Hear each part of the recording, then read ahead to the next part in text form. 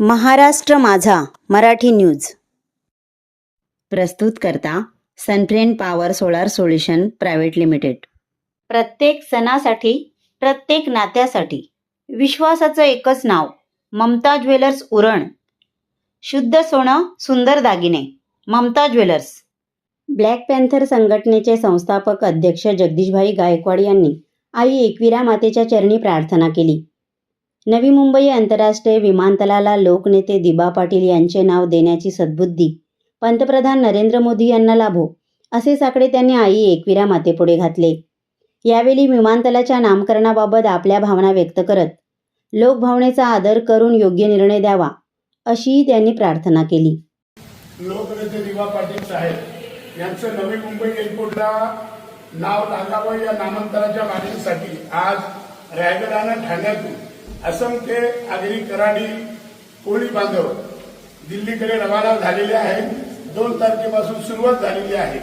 5 तारखेला सकाळी पहाटे नवी मुंबई इंटरनॅशनल एअरपोर्ट अर्थात स्वर्गीय दिबा पाटील एअरपोर्टवरून देखील 200 लोकांनी तयारी केलेली आहे जाण्याची।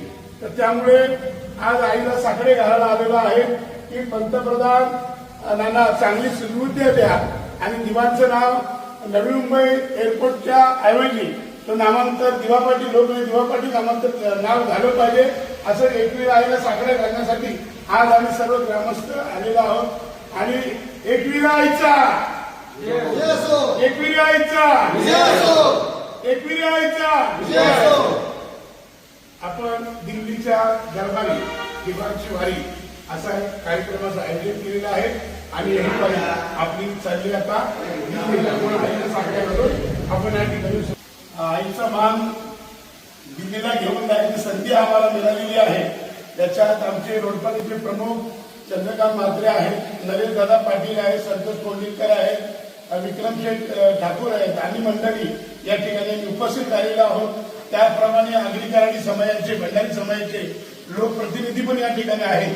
तर ही आम्हाला आईची या ठिकाणी जे आम्ही गारण मांडलेलं आहे, आम्हाला या ठिकाणी महाराजांनी आता आशीर्वाद दिलेला आहे की खरंच दिबाचं नाव लागावं आणि म्हणून ही देवघरची जशी काठी आम्ही आईला भेटायला तशी मानाची आज आम्हाला हा मान घेऊन आम्ही दिल्लीला चाललो आणि या देशाच्या पंतप्रधानाला खरंच सुबुद्ध्या देव आईचरणीच साकडे घालण्यासाठी आलेलो आहे आणि आता आम्ही निघालो आहे दिल्लीला।